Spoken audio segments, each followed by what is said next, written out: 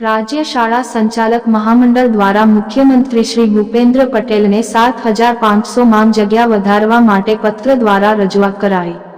આ પત્રને વિસ્તૃતમાં જોઈએ તો વિષય રાજ્યમાં 1 થી 12 ની શાળાઓમાં શિક્ષણ ભરતી કેલેન્ડર સંદર્ભે માનનીય શ્રી સાદર વંદન। રાજ્ય શાળા સંચાલક મંડળ ગુજરાત પ્રદેશ આપને અને આપની કામગીરીને લઈને ખૂબ જ હૃદયપૂર્વક આવકારે છે અને અભિનંદન પાઠવે છે।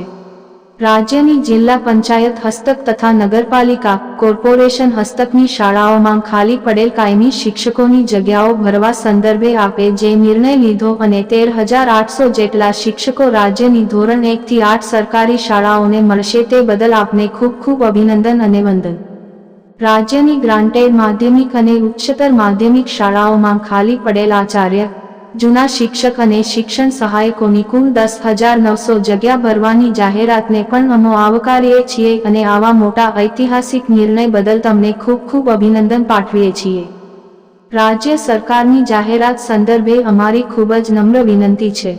તારીખ 1 ઓગસ્ટ 2024 ના રોજ રાજ્યની ગ્રાન્ટેડ શાળાઓમાં 1200 આચાર્યો માટેની જાહેરાત આવનાર છે। આ જાહેરાતથી ગ્રાન્ટેડ શાળામાં HMET પાસ અનુભવી શિક્ષકો રાજ્યની ગ્રાન્ટેડ શાળાઓમાં આચાર્ય તરીકે પસંદ થઈને માતૃ સંસ્થા છોડીને અન્ય શાળામાં જશે। આમ રાજ્યની ગ્રાન્ટેડ માધ્યમિક ઉચ્ચતર માધ્યમિક શાળાઓમાં 1200 શિક્ષકોની જગ્યા ઊભી થશે। જૂના શિક્ષક એક કોઈ નવી ભરતી નથી। રાજ્ય શિક્ષણ સહાયક યોજના અમલમાં આવી તે ઠરાવ અન્વયે રાજ્યની ગ્રાન્ટેડ શાળામાં 3 શિક્ષણ સહાયક અને 1 જૂના શિક્ષક એટલે કે કોઈ શાળામાં 4 જગ્યાઓ ઊભી થઈ હોય તો 1 જૂનો શિક્ષક મળવાપાત્ર થાય અને 3 શિક્ષણ સહાયક મળવાપાત્ર બને। આજના શિક્ષક હાલમાં કોઈને કોઈ ગામ શહેર માતૃ સંસ્થામાંથી અન્ય શાળામાં જતા 3,400 જેટલી જગ્યા ખાલી પડે તે હકીકત છે। ટાટ હાયર સેકન્ડરી માંગ 4,000 શિક્ષકોની ભરતી માટે તારીખ 1 સપ્ટેમ્બર 2024 ના રોજ જાહેર પ્રસિદ્ધ થનાર છે। તે જ રીતે તારીખ 1 ઓક્ટોબર 2024 ના રોજ ટાટ સેકન્ડરીની જાહેરાત છાપવામાં આવશે જેમાં 3,500 શિક્ષક સહાયક ભરવા માટે નિર્ણય લેવાયેલ છે। અમારી દ્રષ્ટિએ આચાર્ય પ્લસ જૂના શિક્ષક અન્ય ગ્રાન્ટેડ શાળામાં જે જગ્યા ઊભી થાય તે જગ્યાઓની ભરતી પણ તારીખ 1 સપ્ટેમ્બર 2024 ની જાહેરાત તારીખ 1 ઓક્ટોબર 2024 ની જાહેરાતમાં સમાવેશ કરવો જોઈએ એવી અમારી વિનંતી છે। ધોરણ 1 થી 8 માટે ટેટ 1 ટેટ 2 અને અન્ય માધ્યમમાં 13,800 ઉમેદવારની ભરતી માટે 2011મી 2023 સુધી તમામ ટેટ 1 ટેટ 2 ક્વોલિફાય કરનારને નોકરી માટે આપે તક ઊભી કરી આપેલ છે।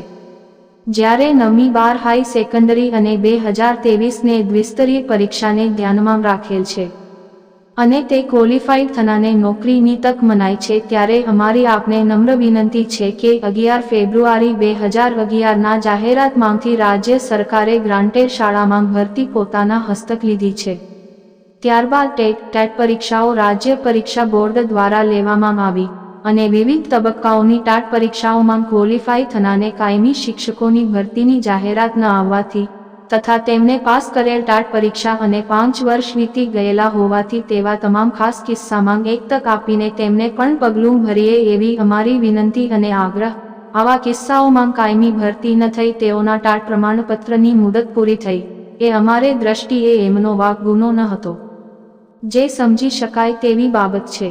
રાજ્યમાં પ્રવાસી શિક્ષક અને જ્ઞાન સહાયકની બાબતે રાજ્ય સરકારે ગંભીરતાથી લીધી અને ગુજરાતના બાળકોને સારું શિક્ષણ મળી રહે તે માટે કાયમી શિક્ષકોની ભરતી માટે લીધેલ ઐતિહાસિક નિર્ણયને અમે આવકારીએ છીએ।